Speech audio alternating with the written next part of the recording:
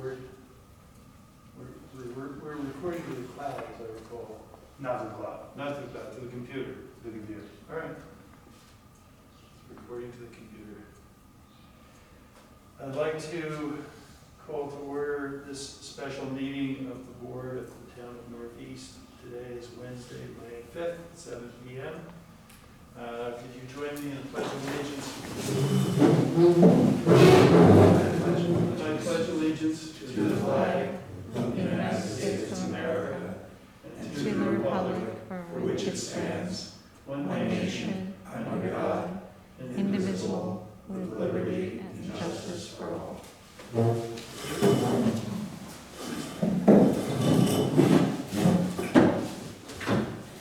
Gail, could you conduct a roll call, please? Certainly. Supervisor Kennett? Here. Councilman Fidelli? Here. Councilman Kay? Here. Councilman Midwood? Here. Councilwoman Morrison? Here. We have quorum. Thank you. You've all received a copy of the agenda. I have one amendment to the agenda, which is that I'm going to take off the approval of the RFP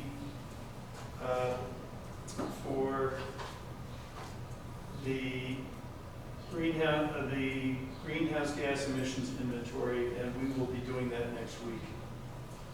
So with that amendment, could I have a motion to approve the agenda? So moved. Second. Motion by Lana, approved by George. All in favor? Aye. Okay, thank you. Let's see. Don't know who Ridge Technology Consulting is. Oh, I know. I think I do know who that is. Okay. This is a special meeting, and the real purpose of the meeting is to consider the bid documents which have been prepared by our engineer, CPL by Ray Chakowski, for the new highway garage.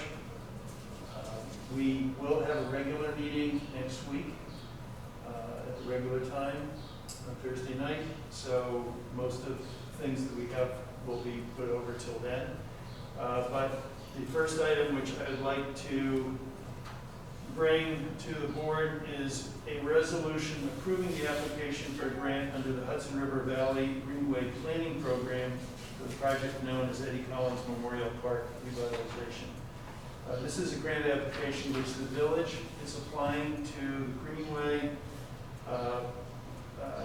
Planning Program for, and if the town supports their application, they are eligible for additional funds. So we've talked about it before, I mentioned it before. This is actually the resolution to approve the village's application. So could I ask the clerk to read the resolution, please? Certainly. Resolution approving the application for a grant under the Hudson River Valley Greenway Planning Program for the project known as Eddie Collins Memorial Park Revitalization Phase 1 improvements. Whereas the town of Northeast, as co-applicant with the Village of Millerton, is in the process of applying to Hudson River Valley Greenway for a grant pursuant to the Hudson River Valley Greenway Grant Program for a project entitled, quote, Eddie Collins Memorial Park Revitalization Phase 1 Improvements, unquote, to be located in the Village of Millerton. And whereas the town board has determined that this project will have substantial benefits to the residents of both the Village of Millerton and the town of Northeast. Now therefore be it resolved that the Northeast Town Board hereby approves and endorses the application for the grant pursuant to the Hudson River Valley Greenway Grant Program for the project known as, quote, Eddie Collins Memorial Park Revitalization Phase 1 Improvements, unquote. Okay. Could I have a motion to approve the resolution? So moved. Motion by John Midwood, Second. second by Ralph Fidelli. Gail, could you do the roll call? Certainly. Supervisor Kennett. Aye. Councilman Fidelli. Aye. Councilman Kay. Aye. Councilman Midwood. Aye. Councilwoman Morrison. Aye. Motion passed. Thank you. The next item on our agenda then is the discussion and approval of an RFP for the new highway garage.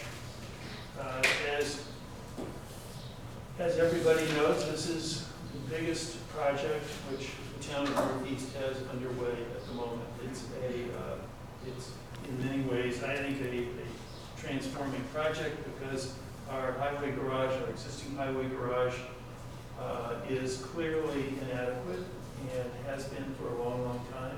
This is something that the town has needed to do. It's taken a while to do it, but George got the ball rolling on this thing, and the previous board was able to secure land for this at a very, very favorable price. We have, as we all know, already built a storage building in 2019 on the site, and last year a sand salt storage structure on the site. The third and final piece of this is the actual highway garage. And Ray Jerkowski is here tonight to walk us through the plans that he has developed and which are have been prepared for us to consider putting them out to bid. So Ray, I'm going to just turn this over to you. This microphone should be working, so I'll point it towards you and hope that people who are on Zoom can hear you. And I'm going to point the camera of the computer towards you as well, so that people can see who's talking. Excellent. All right, thank you, everyone. So again, as the supervisor indicated, this is the third phase of a very important project for the town as far as the overall new highway facility. And so what we have before you is to provide an overview of the drawings and bid set that we've already prepared for the project and answer any questions that the town board may have. Ultimately, at the end of the meeting, there would be a resolution for the board to pass, accepting the plans and letting the project out to bid with a few items to be considered as well, which I'll get into as we move forward. So the project as a whole, when looking at the site plan, this is a previous drawing that I had provided to the board quite a few months ago when we were going through the programming for the overall project. And the general layout of the building really hasn't changed much from that original programming that we had done. So to give you some orientation, you have Route 22 heading north-south, north being the top of the page. You have the existing water course. Right now the existing water course has this bend in it, and then it goes to the north. Again, if you remember last year or the year before, the highway department actually had gone in and done quite a bit of clearing in preparation for the relocation of that stream. That relocation is part of this contract. We've included it as part of this contract for the contractor to complete the work. And that's an important aspect of this project because we are proposing to move from this bend, to take this dog leg out, and to move it right along the property line and stabilize that bend. That provides some additional room for the highway department as far as any storage of materials, as far as gravel materials or highway materials, things of that nature. Because the type does work. Again, it works really well as far as this existing storage building and the sand salt building that was recently built. But there's also need for other construction materials to be stored on site as well. And that'll provide that area for that purpose. Also previously, as part of phase 2, when the sand salt building was being done, you may recall that the entrance off of 22 was actually installed. So a permit was obtained by DOT and that work was installed. So that existing pavement, or that entrance is currently in place along with the fence that was installed as well. What we're here to really talk about is this building here, which is the new highway garage. It's roughly 12,500 square feet in size. It consists of 4 access bays as far as storage of equipment. It also has a wash bay, and it has an additional maintenance bay that can take 2 additional vehicles as well. In addition to that, we have the administrative area as well for office for the highway superintendent, as well as space for the staff as well. The proposed construction is anticipated to be a pre-engineered metal building, which we've talked about in the past. Again, it would have metal skin, metal roof, so that way it will match the existing structures that are there. If you recall, the existing storage building, although it was a wood construction, still had the metal skin and also had the metal roofing as well. So we've prepared the plans to utilize similar materials, so that way all the work will match at the end of the day. Ray, excuse me, are those buildings now to scale? Yes, they are. They Yeah. are. Correct.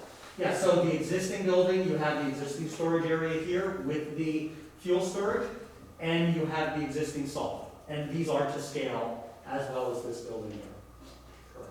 So as you can tell, it's, when you look at that, yeah, when you look at the. That's why I'm asking the question. Oh, no question, it's a much larger building. So the original storage building was in the area of approximately 60 feet in width. We're providing an 80-foot width as far as the overall building, and a significant length as well, overall. Once everything is completed, again, we had previously obtained health department approval for the septic system, so again, that'll be located in the front. The garage will be provided with floor drains leading to an oil water separator, which eventually will work its way into the stormwater system, which will be located on site prior to discharge. And in addition to that, keep in mind the town has secured, actually it was donated, a generator that will actually power the entire facility. So not only will it power everything that the town needs at the highway garage, but it will also provide subfeeds over to the existing storage building as well as the sand salt building. So that generator will will provide power to all of these structures onto the site. Emergency power. As far as emergency power, yeah, my apologies, yeah, as far as emergency power. We do anticipate also having buried LP gas that will provide the fuel source for the generator. It is an LP gas generator system, as well as fuel for the heating system within the building, which I'll get into a little more detail of how that will be done. Once completed as far as the building, the areas around it will all be paved, so again, that'll all be asphalt throughout. So that way it will allow for truck traffic to gain access to both sides of the building. The proposed garage not only has the overhead doors in the front of the building, similar to the way the storage building currently does, but it also has overhead doors to the rear, okay? So again, generally speaking, there is a slight incline heading into the building here, but it's generally flat on the backside, and they will be able to drive all the way around it.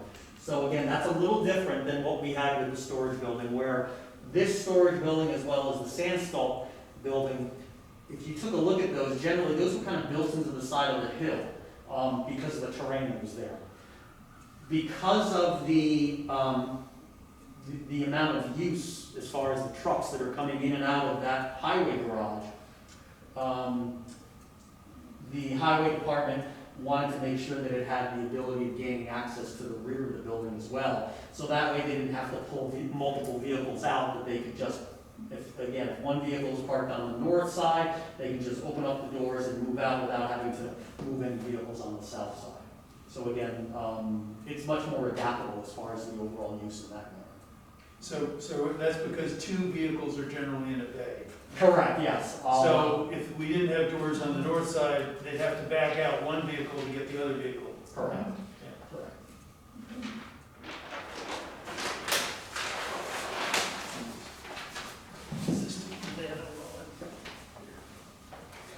So again, as far as the overall site, work has previously been done over in the storage and salt building areas.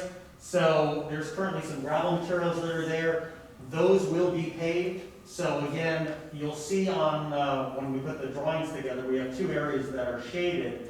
And this back area will need to be prepped where they'll have to scrape some of that material out before they then put this new sub-base in, and then also put in the asphalt pavement. And then this will be full depth pavement in this area. There's an area in here where we're actually utilizing flow dissipators. So actually, The soils up in that area are sands and gravels before we actually get into any type of rock. So it's highly permeable soil. So what we're doing is we're utilizing that to the benefit of the stormwater system to allow it to percolate into the soils. Any heavy rains, once it goes through that system, would then be discharged out into the stream. But it'll be pre-treated prior to doing so. Okay? Similar to what we had done before when we were dealing with the other areas, we're actually utilizing a little more green technology as far as the use of rain gardens, as well as pre-treatment prior to discharge as well. So again, we are continuing with that type of stormwater management system.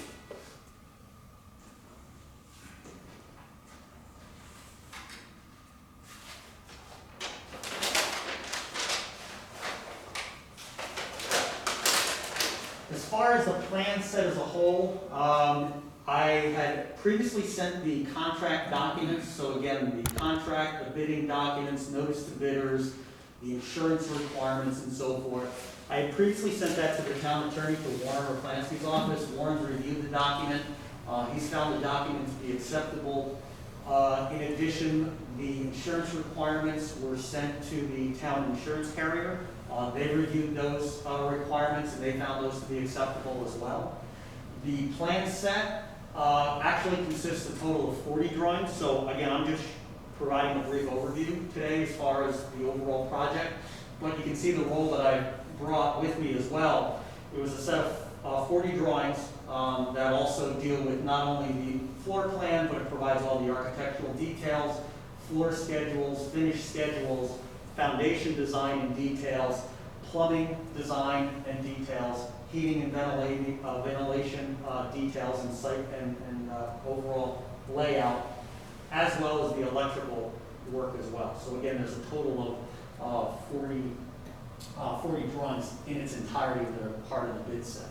In addition to that, we also include the project specifications. So the project specifications themselves, for all the various types of work that are going to be done, consists of anywhere between 150 to 200 pages of detailed specifications on how the work will actually be put together.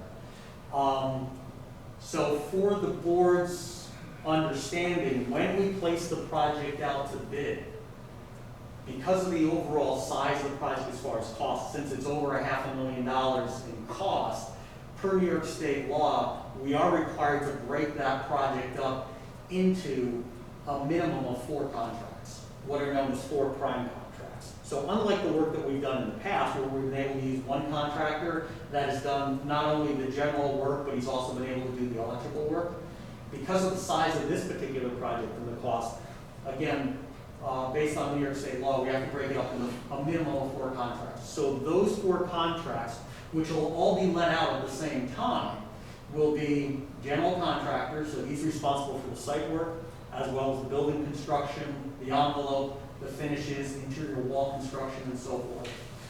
HVAC, which is the heating, ventilation, and air conditioning system.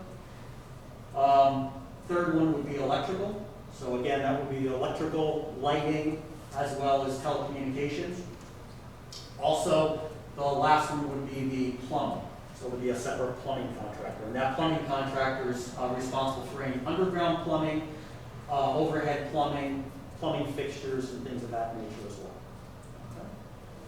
Okay. Right, just so you know, Warren is on the call, and Yes. okay, I've asked him to unmute himself, so I think he Oh, can excellent. participate. Okay. Hi, Warren. Hi, how are you? Good, good. The speaker works now. Right. Excellent.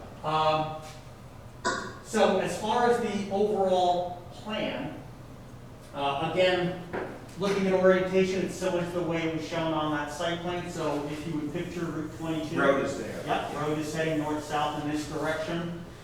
Very front of the building is what we're considering to be the admin area. Okay, so that admin area provides for an office. Well, let's start from the front. There's a small overhang to the front of the building where you would then walk in to a hallway that goes from south to north, so actually goes the entire span with 2 exits. So you'll have a front entrance, and then we'll also have entrance to the rear of the building. We have a highway superintendent's office, We have 2 bathrooms in that location, as well as a shower area. And that shower area, there's one shower area that's separated from the 2 bathrooms, so again, a person could be using that shower area without impacting either one of the bathrooms. So those can continue to be in use. And the reason for the 2 is, again, in case at some point, I believe right now they're just men that are working at the highway department, but that's not to say that at some point in the future that may not change to have women employees as well. So therefore, we do have 2 bathrooms. We then have a large open area, which is, again, to be used as a Break room. break room, exactly, break room, lunch room. There's an area for chairs and table to be provided for the employees. There's a kitchen area as well, which is in an L shape. The kitchen area provides for a full-size refrigerator, full-size stove and range with vent over the top, and a double sink as well as counter space for microwave and things of that nature. So the cabinet work, the counter work, that is all included as part of the contract. We would anticipate that the town would go out and just purchase and have installed the refrigerator, the stove, and a microwave, rather than placing that onto the contractor. Because again, anytime you add those pieces of equipment, the contractor is just going to add overhead and profit onto those. And those are pretty simple items where you could go to Lowe's or a local vendor and go ahead and just purchase them. Okay. So again, those are right in that same area. In the back area, we have a mechanics room for parts for the mechanic. That's located in the northeast corner. And then we have the utility room to be utilized for boiler, our pressure system for water supply and so forth, as well as some of the electrical panels as well. Not all the electrical panels, but some of the sub-panels. The main electrical panel system will actually be located along this back wall here, and that's done for a few reasons. When the power was first brought in for the storage building, if you recall, we have the transformer that sits in the back corner of that area. So what we're going to be doing is bringing that main feed in. We have the generator that will be sitting on the far end of the parking area. So this area here provides us with a nice large wall space to be utilized for multiple panels, because not only will you have the main entrance for your electrical supply coming in, but you'll have the main distribution panel at that location. You will then also have the main transfer switch to the generator, which is, if you've been up to the storage building, is quite sizable based on the size of the generator. And also, we also recognize that we know in the future, one of the town's goals is to provide solar power on top of the roof as well. And that's a good location because those panels can be mounted onto the outside of the building as far as it's, the inverters and things of that nature. Okay, so that's a nice common area. There will be a sub-feed in the utility room for this area as well, as far as breakers and things like that. So solar won't be included in the electrical portion of the contract? Correct, we have not. We have not included it because we would anticipate that the town would go out separately for funding through NYSERDA. And normally that would be done as a separate contract because they're contractors that specialize specifically in solar. So rather than tying it onto a general contractor's bid, and again, that general contractor is going to utilize a subcontractor, or my apologies, an electrical contractor may use a subcontractor for the solar portion, and then he's going to go ahead and he's going to add overhead and profit onto that, and that's just going to cost the town more money. So we would anticipate that the town would go in, obtain funding from NYSERDA for solar, and then put out a separate RFP after the project was built. But the roof that goes on this, it's gonna be suitable for solar panels to go on it? Correct, yeah, so we've done 2 things, yeah, so it's a metal roof as far as that's concerned, so no impact as far as putting solar panels onto that roof, but from a structural standpoint, within the specifications, we have identified adding what's known as an additional collateral load, okay? of 5 pounds per square foot that basically takes care of an additional solar panel load on top of it. So structurally, it'll be designed for that. Okay? Ray, what was sacrificed? Originally, when we had we had a two-story portion, right? Correct. We're now down to one floor, and I'm assuming it's the same 80 by, is it 30 feet? 80 by 30? Yeah, actually, we went a little bit wider with this area compared to where you are, but what was sacrificed was actually, and correct me if I'm wrong with this, Bob, and I know some of the other board members, I believe, had gone down to Stanfordville, where we had actually had a two-story highway or administrative area, my apologies, administrative area. And I believe the feedback that they got from the highway superintendent at that facility was it was great, but if he did it all over again, he wouldn't put the second floor up there, because he's finding that his employees don't like going up the stairs for their breaks. They don't like going upstairs to utilize the locker room, because there was a very nice locker room with individual lockers that were provided and so forth, and he's finding that his employees aren't using it. So there's a lot of, and unfortunately, dead space or wasted space in that instance. So based on that feedback, we were able to, reduce or eliminate some of that dead space, if you would, and combine it all onto a single floor. And we also did away with, I believe we had 2 offices in that original layout, and we've done away with that, and we've only have now 1 for the highway superintendent. It is large enough that if at some point he does get a secretary, that it is large enough for 2 people to be in it, but we actually had 2 separate offices that were going to take place in that. So we were able to reduce that overall size. And by doing so, there's a cost savings as well. That was the major factor, really, the cost savings.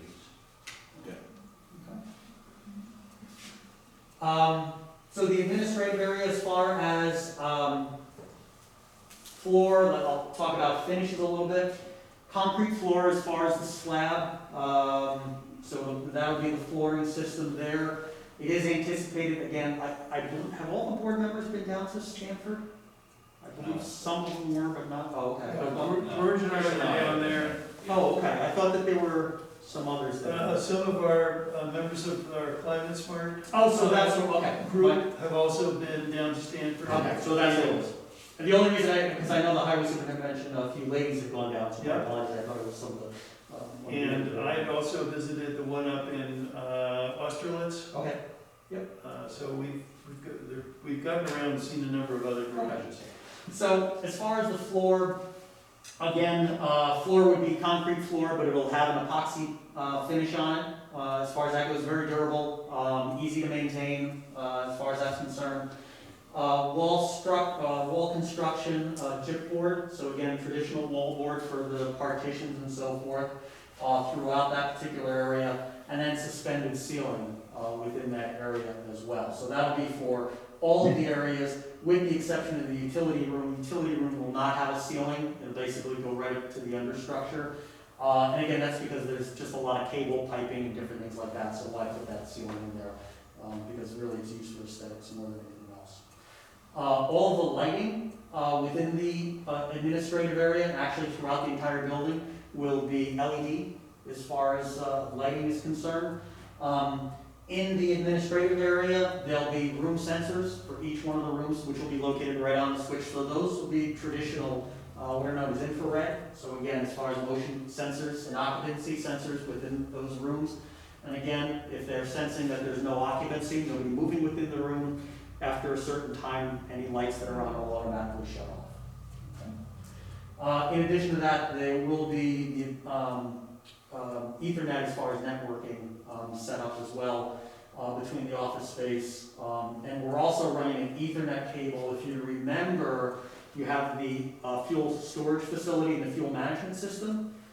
Currently, because there was no internet availability out at the site, there was a laptop as part of that program, so that laptop was physically brought out, the information was downloaded, and then it was brought back to the business office, and that's where it was processed.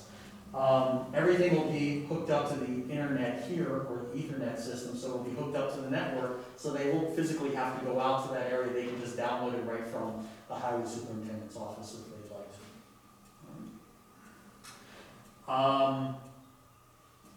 Heating system, so heating system for this area as far as the admin.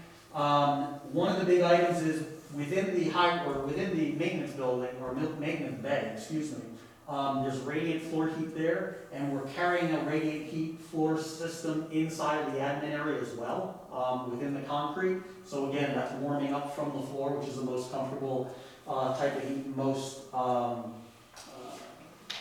comfortable, quite honestly, over that entire area. We all are also supplementing that area with what's known as the mini split systems. So I believe that you have a mini split system over at the town hall. There's a wall unit that sits up high in the back of that room. So we're using similar technology, so it'll provide for heating as well as cooling. The difference for ours is, since we're utilizing the suspended ceiling, is rather than having a wall hung, there'll actually be what are known as cassettes, and they'll be sitting in the 2x2 grids. So it'll look almost like a diffuser, okay, rather than having it mounted onto the wall. As far as controls, this area will be zoned separately, obviously, from any other areas. So this will have its own temperature controls as far as heating. So that's it for the admin area. Moving further in, the next bay that we would go into would be the maintenance bay. So the maintenance bay, again, has the ability of 2 vehicles being stacked, one in front of the other. It again has an overhead door, one on each side. So in case one bay is being utilized and the vehicle cannot be moved, they can still utilize and gain access and bring equipment in and out. There's also a large vehicle lift in the front bay as well. So again, that vehicle lift, the majority of that lift actually gets placed down into the slab itself. There are some components that stick up, but it's practically flush. And it's also articulated so that way it can accommodate various axle lengths. So you can utilize it on a pickup, which has, or a small car, if you would, that has a shorter wheelbase, but then you can use it on the larger trucks as well, because it articulates out. And we don't have anything like that in our existing? No. So we'll be doing more of our own work? That in is this the, building? that's the hope and the intent, that you'll actually be doing more maintenance on your vehicles here, hopefully then, having a return as far as the cost savings. I can tell you, I did speak with the vendor, which I want to talk about schedule a little bit, but I did get some information back from the vendor. Right now, they're about 180 days out as far as the equipment, even though they're made here in the United States. The previous lifts that we had used were actually built over in Europe. The local vendor that we've dealt with for many years that actually has the state bid for this work is located out of Skoda in Rensselaer County. They've gone from European manufacturers to U.S. manufacturers. One of the issues were getting parts from overseas, and they were running into shortages even before COVID. Once COVID hit, they knew they had to go to a different manufacturer. So they're utilizing a new manufacturer within the States. But again, because of COVID, this started last summer. Once COVID hit and production started dropping, they started seeing long lead times overall. So right now, they're estimating about 180 days. They say that that's been consistent since last summer, about 180 days from the time of shop drawing approval. So something to keep in mind as we move forward with the schedule. Again, concrete floor. It'll also have a drain into this back area here as far as any accumulation of water or anything like that. Again, things that are dripping down off of the vehicles. Radiant heat, again, on its own separate thermostat. It'll also have the LED lighting in this area as well. And it'll be tied together with a ventilation system that utilizes sensors that will sense not only carbon monoxide, but also exhaust from diesel fumes and things like that. So it'll have its hands-off auto switch. So that way, the mechanic, if they want to go ahead and turn on the ventilation manually, they can do so. If they keep it in the automatic mode, vehicles are started up. If the carbon monoxide level or the diesel fume level climbs to a predetermined level, it would automatically turn on and continue to run until that level drops and then turn off.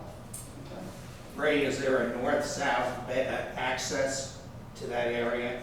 Actually, so you have an area here heading out, there's a door. No, I mean vehicle. Oh, vehicles, yes, I'm sorry, yes. North and south. Correct, yes, both have overhead doors, Okay. correct, yes. Okay. My apologies. Yeah, they're overhead doors. So similarly, the maintenance bay has that type of ventilation system as far as the automation, as well as the main bay as well. So again, that has the sensors also.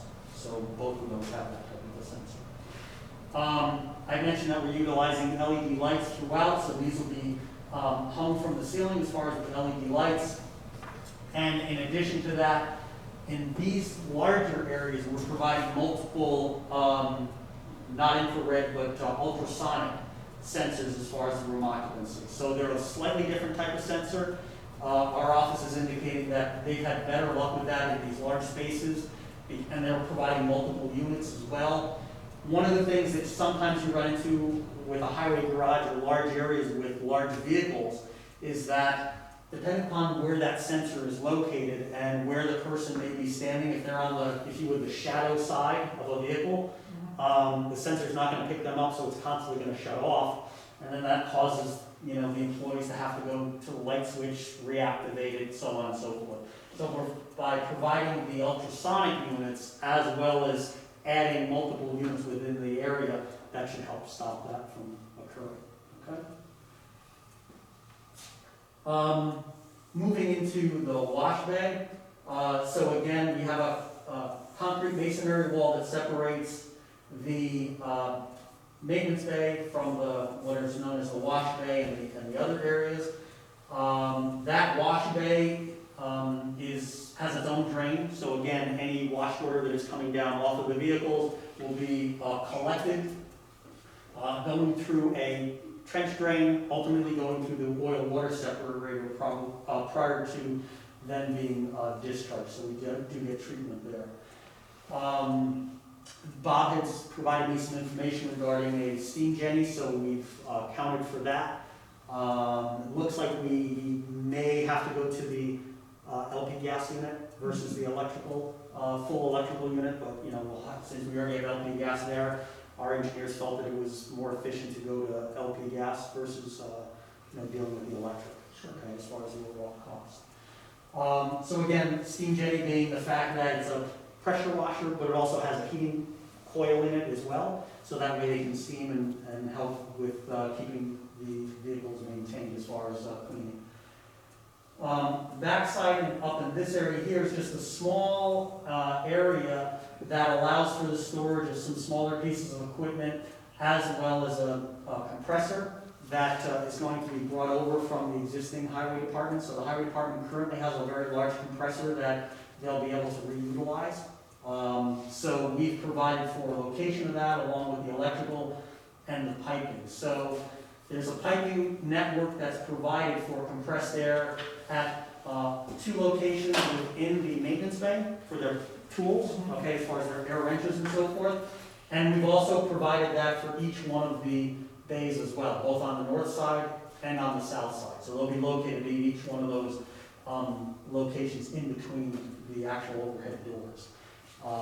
So at each one of those we'll have water, electric, obviously, in case anything needs to be plugged in, but then we'll also have the compressed air. So it's pretty versatile as far as that's concerned. Heating in this area, again, concrete slab as far as the floor, no radiant in the floor here, but it's what's known as a radiant tube heater from up above. And again, that provides warmth and that heats the space rather than the air itself. Because we know that vehicles generally would come in, wash, open up the door, and then they're leaving again. So that works pretty well in that instance, and that's what we're providing there. Once you're getting into the utility, into the garage area, so there are a total of what are known as 4 bays. Again, we've got vehicles stacked north and south all the way through. So you'll have 4 overhead doors on the north side of the building, and then you'll have 4 overhead doors on the south side of the building associated with that general storage area. Where's the village? I'm sorry? Where's the village garage? They'll be provided, there's space within the overhead door spaces, in that garage space. We are not, They're in there. we are not separating them out and dedicating a specific area for them like Oh, we did in the because past. originally we had a separate Correct. Yeah. village garage, and then we had 4 bays for the town. Correct. So in taking a closer look, keep in mind, we also added the storage building as well. Okay. And there's a lot of space in there along with the vehicles. Yeah, Between utilizing that storage building and taking the second look at here, we've actually. so we're okay for space in total. Correct. From that original drawing, so this was based on the program, but when we first started the project 3 years ago, thereabouts, I'm trying to think, I think that's when we first really looked at this, we've actually been able to reduce a bed and still be able to fit all of our equipment. And that's, so when you're looking at your drawing, you'll see an extra bay on that. We were able to That's actually what I reduce. noticed. Yeah, and that was a big cost savings. And that's one of the things that we did when we sat down, I think it was in the fall, as far as the overall programming for the building, taking a second look at not only Bob's equipment as far as the highway superintendent and the town, but we had gotten an updated list on the village equipment, making sure that we can fit everything within the 2 buildings. And it had been confirmed that there was ample space to do so. Okay? So again, as far as this space, concrete floor, trench drain located into the center, so it'll be draining into that. So again, any water or anything that accumulates would drain to the center into that trench drain, which ultimately leads its way to that oil water separator. LED lighting from up above. We do have radiant heat, the ventilation, as I had mentioned, and we have a couple of unit air heaters, again, just to supplement, because we'll do it as what's known as a 2-stage heating system, depending upon once these doors are open. Because again, with highway departments, once the door is open, any warm air obviously escapes. So we want to make sure that we supplement that. So what we do is we prepare and provide for a 2-stage heating system. One of the things that we've also done, in addition to the controls associated with the lighting as far as occupancy controls throughout the entire building, specifically in this garage area, we've provided for setback thermostats as well. So again, the thermostats would be on a timer, so normally speaking, it would be set, or somebody could set the thermostat to a higher temperature if they want to, but normally that would only last for about a half an hour or so, and then after that it drops down to a predetermined level, and you can lock that as well. So it goes back down to 60, because the main thing here is to just keep the trucks inside, out of the weather, and to keep it roughly at a 55 to 60 degree temperature. It doesn't need to be all that warm. Lighting on the exterior of the building will be similar to what is currently out at the site now, as far as the use of downlit LED lighting, dark sky compliant. So we have those on the back of the, or excuse me, on the front of the building as well as the back of the building, and we provided for 2 lights also onto the side here that face the fuel storage, just to give them a little more lighting there as well. What is the roof? Is it a tilted? Yeah. Oh, that's, okay. Jumping ahead of me. Yes, it is. I'll go over that because of the solar. That's very important when we're thinking of solar. That's right. And so, yeah, I'll go into that in a moment. Of note, after everything is said and done with this particular project, remember we removed a bay from the original design. At some point in the future,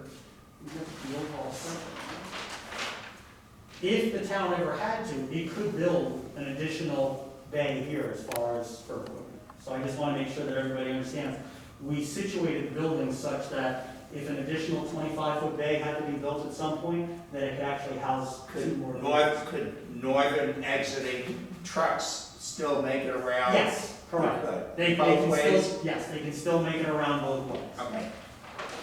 Right over in this area where the trucks are gonna be parked, no, yeah. Is there gonna be, a little bit extra protection put on that floor so salt doesn't eat away at the concrete? Yeah, we're gonna use, we're not providing an epoxy or anything like that, but we're gonna use a different type of sealant, that we've had good, the sealants and the, and stabilizers and curing compounds and things like that, they've come a long way, so we are providing for a sealant to assist in that, specifically for de-icing materials, specifically for that. It's one of the ones that we actually use in the salt building, that we treated the interior of those walls with as well. So we're using a similar material. So a question I have, and it's really partially to Bob. In the wintertime when you're out plowing and the trucks come back, do they get washed down before they get put away, or does it depend? No. Normally, no, just get put away. Right, so they just get washed more in warmer weather Um, or when, as needed? as needed after the storm is over. Right. Yeah, so probably, again, I would assume after the end of the storm, workers have been out for multiple hours. The trucks, they're tired, they put away the truck, they come back the next day, and then at that point, depending upon cleanup, if they have to go out and do some cleanup, they'll do the cleanup, and then after that, they may wash it that day or the day after. But that's when they would pull them into the wash bay. Correct. Correct, is that generally? That's correct. Yeah. Yeah, the guys just want to go home at the end of the day.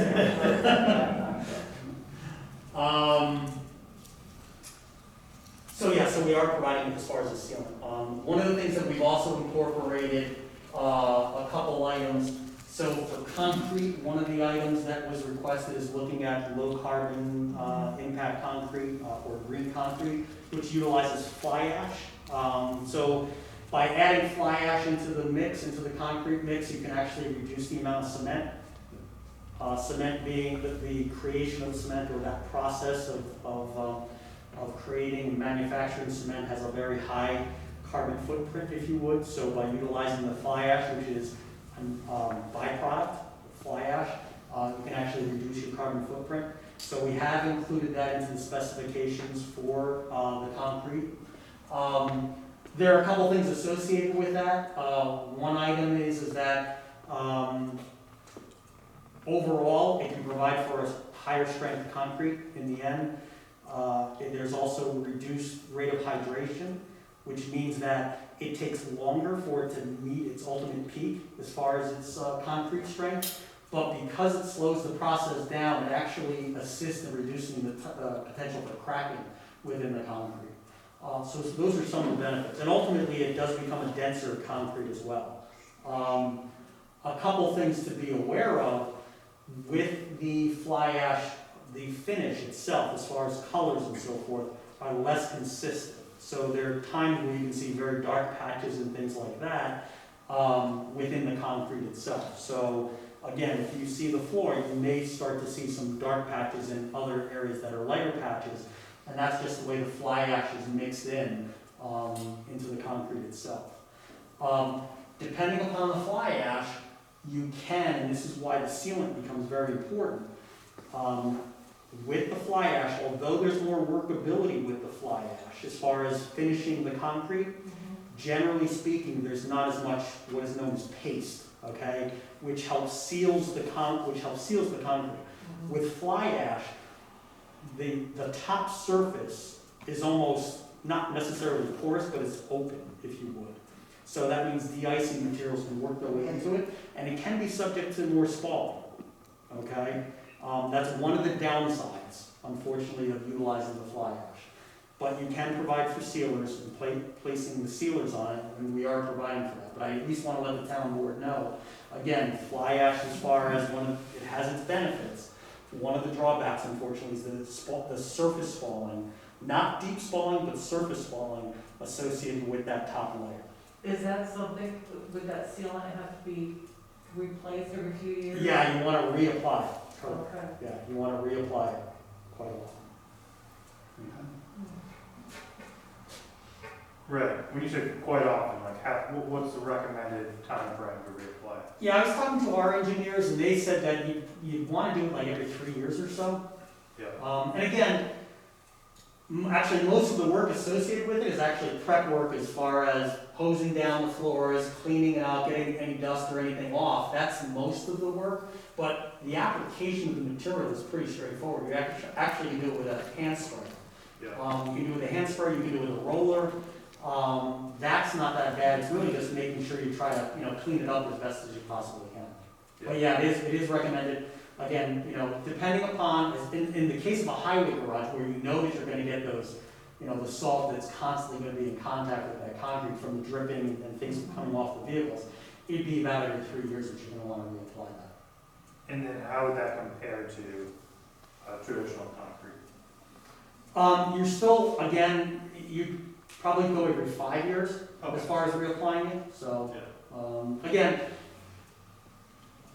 with the fly ash, the contractor has to, be familiar with utilizing fly ash. It's like any material, contractor needs to be familiar with what they're working with. Because if they don't work it enough, again, you don't have what's known as that paste, which helps seals the top, and it becomes, again, open as far as those open pores.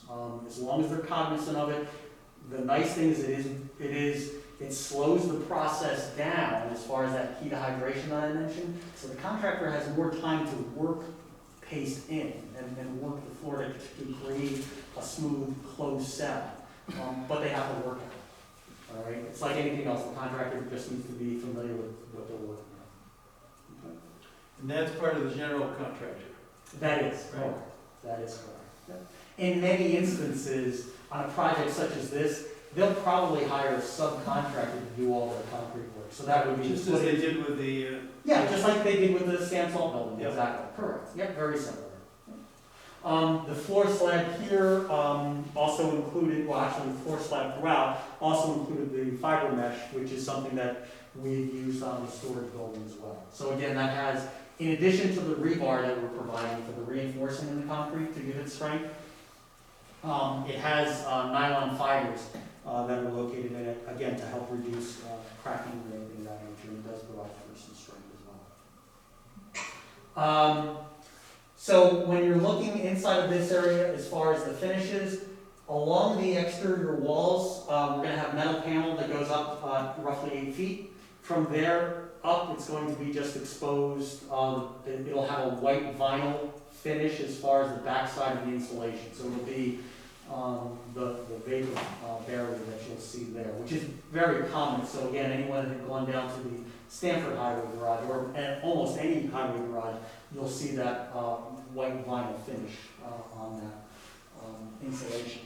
We also have provided for a few ceiling fans as well. And again, the purpose of the ceiling fans is just to keep the air moving within the building. Again, once those buildings, traditionally after a storm, they come in, it's a warm environment, drippings start coming out, humidity can start building up within the building, and having those ceiling fans in there just helps circulate that so we don't run into major condensation issues or anything like that. So we've provided those throughout the building as well.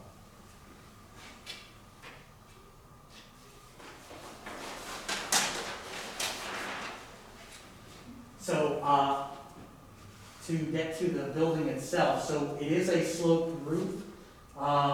Looking at the front of the building here, as far as from the highway, it's basically a lower roof, which is the administrative area. Then you have this high upper roof up above, which basically is, the main portion of the building.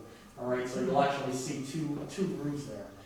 The southerly side, Ralph, to your question, it is a peak roof, as you can see, which provides a 4-on-12 slope. All right, this would be the southerly exposure. Actually along this entire area here. So it'll provide you ample room as far as solar. Because one of the things the town can consider is going for NYSERDA grants to not only provide solar for this facility, but to actually look at remote net metering, which means that you can put an array large enough that would offset the electrical usage at all of the town facilities. So that would include the town hall potentially as well. So again, when you're thinking of it, make sure that you're not just looking at offsetting the cost of the electric here and the usage here on this site, but take a look at the town hall as well as an example. Because you can use this area and just do what's known as remote net metering, which is pretty common these days on larger arrays. All right. So again, this is the admin area, so actually it has almost like it's got a small overhang, just like a 3 to 4 foot overhang in the front before you actually get into the building. Bob says he's going to put his rocking chair out front, so that way you can go in the day. But then you have the overhead doors along the front, and along the back side, you then have the overhead doors here. So this is the admin area looking from the north, looking south.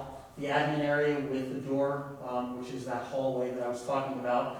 This door here is the maintenance bay. We have that small area here with the double doors for the small pieces of equipment, and then we have the 4 larger bays, and then we have a man door, which is utilized as an exit, and we have a room on the front as well. And again, metal siding, metal roofing. It's not important for the town to worry about colors now, but we would anticipate the town would probably go with the colors that we've used on the other buildings and make everything match. Do we have room on the east side to put Town of Northeast in letters on the building? Yeah, we You had it on one of the earlier drawings. Yeah, we can put a sign there. Yeah, we can do a sign along the side, Town of Northeast Highway, and do something there. Yeah, by all means.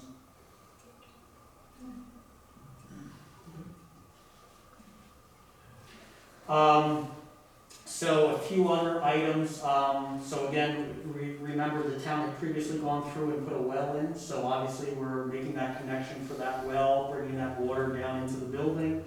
And that'll provide water service for the entire area. We are providing for an electronic water softener there as well. And for the front gate, we are proposing to put in right now it's a sliding gate. We are proposing to put an electronic opener there as well. So we're still working on a couple details. I got some information from Bob as far as potential for number of remote units. I'm going to see if I can get 2 keypads in place of the remotes, if that's okay with you, Bob. They may be 2 different elevations, one vehicle, like a car, if you would, versus a truck. So they may be 2 different heights. But I think it'll be better served versus because remotes are going to go, and you're going to be constantly swapping out remotes. So yeah, we're working on that detail, so we're just adding that into the specification. So that's it for the plans. Some additional information I mentioned to you, schedule as far as the overall for the piece of equipment on the lift. That's probably the longest lead time item that we would have on the overall project at 180 days. So we originally were planning on 210 days for the overall contract.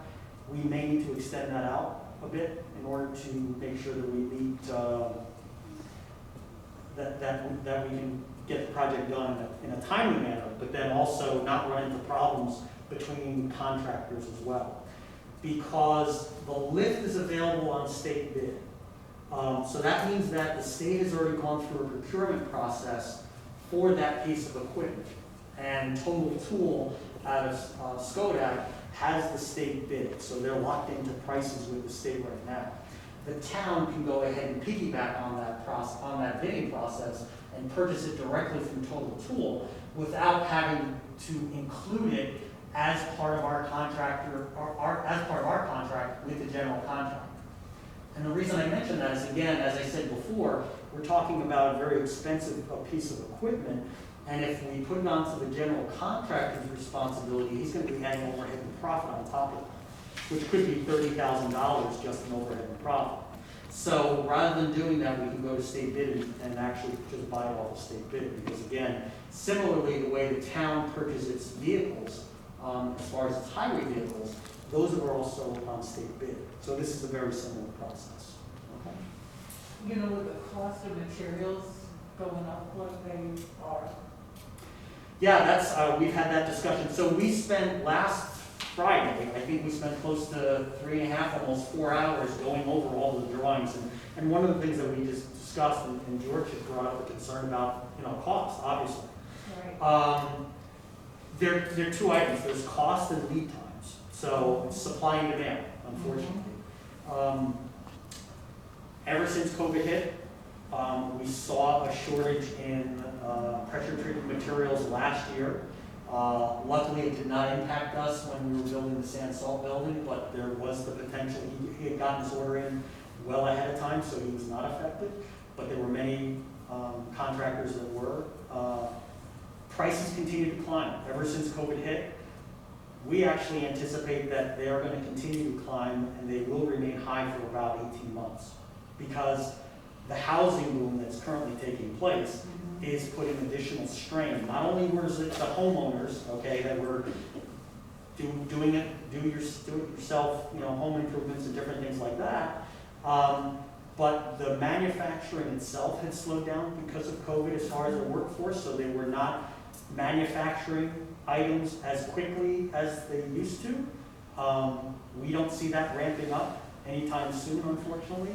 And we think that we don't think that we've hit the peak as far as overall material costs. We think that they're going to remain high for about 18 months. That's what we've heard in the industry. They're going to remain high for about 18 months, and then you'll start to see them stabilize again. You were saying that we may need a longer construction time rather than 210 days. What are we looking at? I was looking at adding an additional 45 days, basically a month and a half. So where would that put where would that We would, well, we're hoping, so one of the other items, I spoke to the Department of Planning today, so we understand, so right now, and I just want to start at the beginning and we'll lead into that. One of the funding sources that the town is looking to obtain grant money from is from the county, as far as its municipal. the municipal investment grant. Oh, okay, it used to be the infrastructure grant, now it's the investment grant. So it's what's known as the MIG, the Municipal Investment Grant. And that process has just started, so applications are due in May. Their program year does not start until July 1st. So that kind of puts us, the fact that we want to go out to bid now, kind of puts us in the middle of that whole process. I did speak with Audra Murray from the county requesting, trying to be conservative and stay ahead of the curve, that understanding that the town is going to be going through this grant, this MIG grant, but understand that there's no obligation right now for the county to grant that to them until they go through their process. Since we want to go out to bid, I want to make sure that I have all of my ducks in a row as far as procedurally, so we don't get penalized after the fact and have to go out for a rebid. So as part of that, there are insurance requirements. We've already included insurance requirements that the county would require if the project gets funded by that. I've already included those in the bid documents. Another item that has to be done is they actually have to provide for a technical review of the bidding documents prior to the project being let out to bid. So I've spoken to them and they're willing to do that. Even though they haven't granted anything to the town as far as an award, they're willing to do that to assist the town, as long as the town understands by doing so, they're not guaranteed to obtain the grant. You still have to go through the process. But they are willing to at least conduct that technical review, making sure that it meets their requirements and approving it to go out to bid. And the other thing we need to do is we need to utilize the county's procurement process, which is BidNet, which we've done in the past. So it's nothing new, but one of the requirements is that we have to use that process when we go out to bid. Okay? So those are some of the things that still have to take place. So we're actually preparing documents as far as copies, if you will, compiling those and getting those submitted to the county for Friday, so that way they can start their review as far as their technical review. They've indicated that it should take them only about a week to get comments back from us. Okay. That being said, to your question as far as time frame, provided we go through that process, We would go out to bid within a week or two. We would hopefully get bids back towards the end of June. Puts us into July for potential contract signing. Construction would start by the end of July, thereabouts. And construction would then end probably in the March timeframe, March of 2022. And most of that is predicated on that. So in speaking with the vendor, they are indicating that, again, we would anticipate, again, because we're not sure where numbers are coming in. So the town could go through the bidding process. And if the bids come in too high, the town can reject those bids. I think that's important for the board to know, is that we are not obligated to accept any bid in this process. Correct. So if you decide that you do not, after you go through the bidding process, that you decide that it's not advantageous for the town to move forward towards construction, the town can go ahead and reject all bids and then rebid it at a future date. Okay? I have a question about the bids. You said we're gonna have to have 4 contracts. So does that mean that we're gonna get 4 sets of bids coming in too? Like we're gonna get a few bids from electricians? Yes. We'll get a few from general contractors? Okay. Yeah. And so we can have different numbers of bids for these different pieces. For the Yeah, so when you look at the cumulative cost, it's gonna be the combination Right. of those, exactly, of those 4 together. That's correct. Based on your timeline, when would we be doing the concrete work? You'd be looking at roughly September into October as far as the concrete work. And in speaking with the vendor for the lift, because one of the key components is as I mentioned, the lift itself, a good portion of it's actually buried in what's known as a pit. It's a prefabricated structure that gets buried underneath the slab. They've indicated that if we are in that July timeframe, as far as entering into a contract with them, that would put us into that October timeframe for that pit to be on site. So the pit can come before the rest of that lift. So that's a huge benefit. But keep in mind, my opinion is that until the town knows that it's gonna move forward I know, there's a long lead time, again, that 180 days for that lift. You don't wanna enter into contract with that Total Tools vendor for the lift until that July timeframe when you know that you're actually gonna move forward with the project. So we really can't start that process until all the bids are in. And they would all be occurring generally at the same time as far as signing contracts.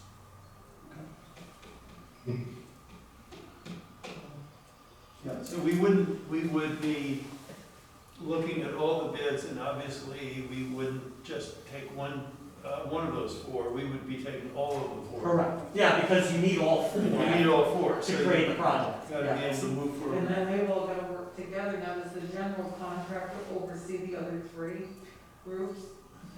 Technically not. He is responsible, so as part of our contract with the town, we are overseeing, much like what we've done with the other project, overseeing So you all the oversee all construction. that? Right. The general contractor is required to get information from the other contractors as far as their schedule and incorporate it into one master schedule. He's not responsible for the schedule because they're all independent contractors from one another, but he is responsible for for compiling the schedule.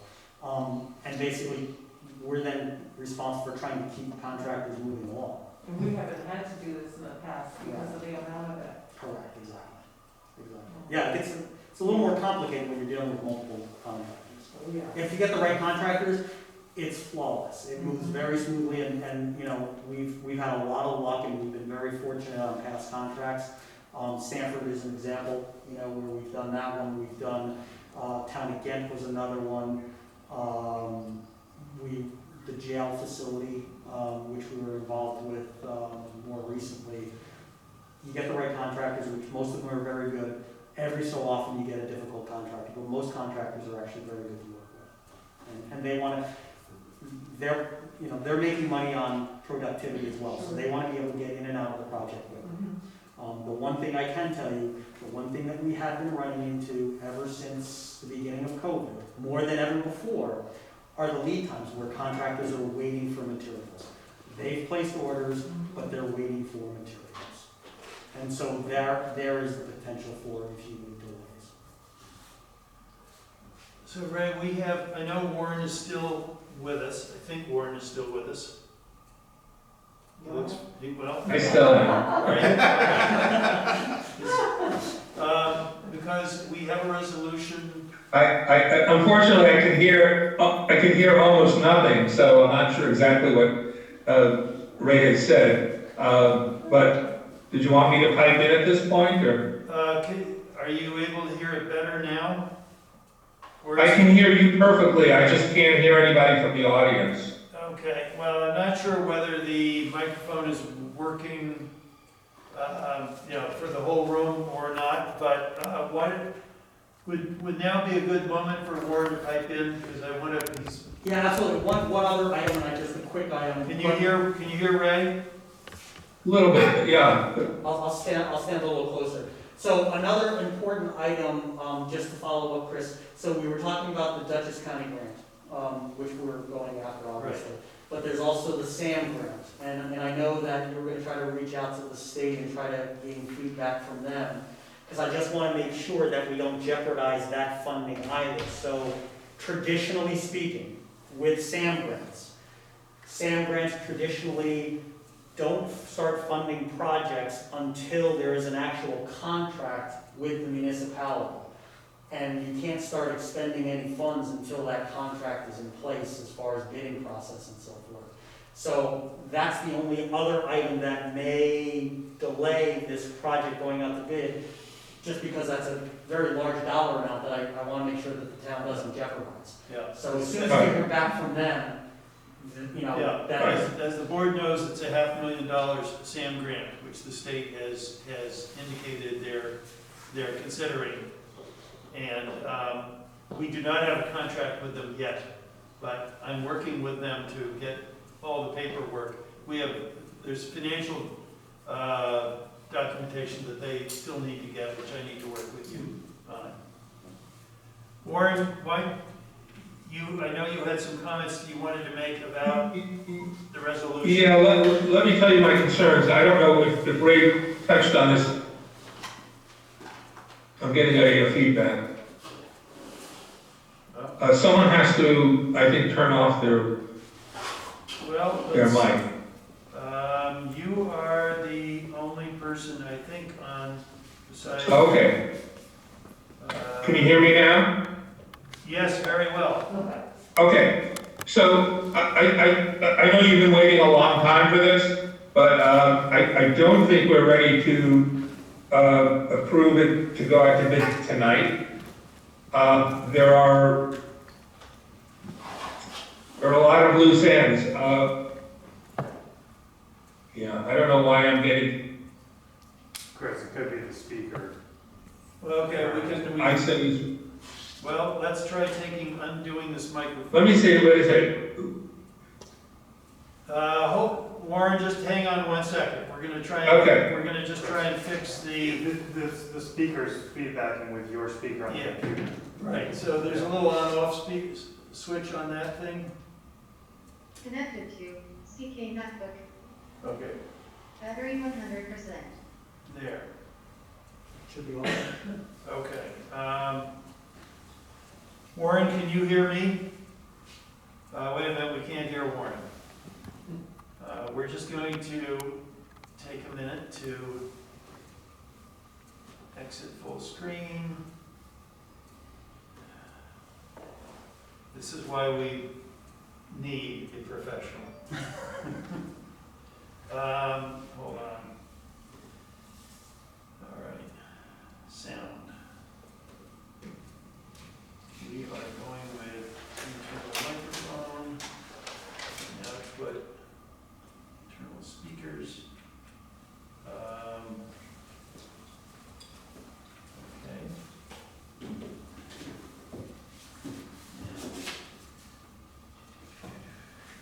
Let's see whether. All right. Warren, can you hear me? we're not, hold on, we're not hearing you.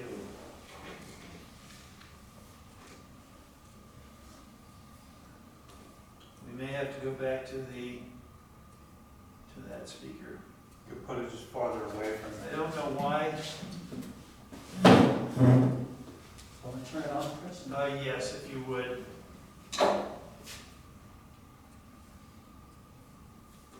Battery 100%. Connected to CK network. Okay. Warren, do you want to try it now? Yeah, can you hear me? Yes, I can. Okay. I'm getting a feedback, but I'll try to talk through it. Okay. So, I'm gonna pause every time I say something. The problem with authorizing it to go out to bid tonight, is that I need to know, how much money we're anticipating that we're gonna bond.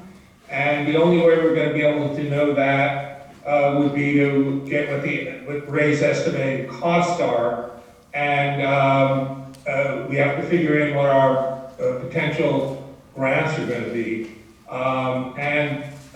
If we put it out to bid immediately, the contract is going to have to indicate that the contract will be subject to a permissive referendum, because we will have to bond a certain portion of the cost. So we can do that. It just has to be installed into the bidding documents and into the contract. So I don't know whether you want to, if you want to just hold off until next Thursday when we have a meeting, then I can consult with our bond counsel and consult with Ray and find out what our estimated costs are. But we don't know how much we're going to have to bond until we know how much is going to be provided through our grants and how much money that we have on hand.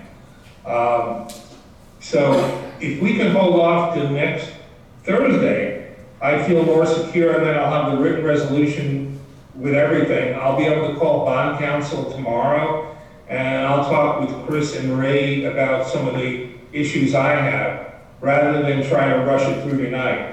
We've waited this long. I'd rather have this done absolutely correctly. I don't know if Ray touched on that or not when he was discussing it with you. Okay, now, can you hear me? Yeah. The size of this project, the importance of this project, makes me want to make sure that we have our ducks lined up absolutely correctly. So, my sense is, and I'm interested to hear what the rest of the board has to think, but my sense is that while I don't love the idea of having to wait even another week, I would like to get this resolution to be completely vetted and to make sure that we do not run any jeopardy with respect to the two grants, the state and the county and the state. So that my instinct, Warren, would be to accept your suggestion and just work with Ray and yourself on getting this thing ready, and we'll bring it to the board next week. Yeah, I mean, we can do a Tuesday meeting, but, I'd rather take the full time and being able to get in touch with Douglas Goodfriend, because we do have monies that we bonded already that would have to be subsumed, I think, by a new bond, so it gets pretty complicated. And I think we have a better chance of getting a good bid if we know exactly, not, more in more detail how much we're looking at, because when a bidder has to make a bid based upon potential referendum, that's going to factor into their price, I'm sure. So if we can hold this off till next Thursday, and if I could have a conference call with you, Chris, and Ray, either tomorrow morning or Friday morning, tomorrow morning would be preferable. That way I'd have another day I could contact a good friend with some questions I may have. Okay, Tomorrow is better for me as well. okay, I've got a doctor's appointment in Poughkeepsie at 10:15, but it should be over by 11, and I could certainly do it from there. 11 would be. Well, remember you're talking about my time, so, it would be 3-hour difference. Right, so would noon, which would be 9 o'clock for you, Warren? 9 or 10 would be perfect. Yeah, 10 would be a little better, if that works for you. That would be 1 o'clock for us. For you, yeah. Yeah, I'm just looking at Ray. 1 o'clock, East Coast time, 10 o'clock your time, Warren, Tomorrow, yeah. tomorrow. All right, I'll send out a Teams invite to both you and Warren. Okay, that's fine, that means I'll actually be back with my computer. Okay. Okay, so then you'll send me a Zoom for tomorrow, we'll do it by Zoom? Ray's gonna send out a meetings or Zoom link to you, and we'll confer tomorrow. Does that make sense to the rest of the board to? Yeah. Yes. Defer, I mean, I don't love it, but, I think it needs to be, we need to make sure we got our Ts crossed and Is dotted. Okay, So for our discussion tomorrow, I'm just gonna need to know, what we have in our existing bond and what cash on hand we have. We can discuss that tomorrow. okay, Okay? okay. Great. All right, I'll see you all tomorrow. Yep, you will see some of us tomorrow. Yes, well, some of you. Yeah. All right, All right, thank you, Warren. my pleasure. Yeah. See you then. Okay. That is the end of that portion of our discussion. The only other thing we have remaining is the public comment period. If there's almost nobody left in the public. But I'm going to ask people if they would, if we can find them. Unmute all. If anybody in the public would like to make a comment, feel free to so indicate right now. Otherwise, I think we will move to adjourn. And I don't see anybody raising their virtual hand. So I think at this point, I would entertain a motion to adjourn. So moved. Second.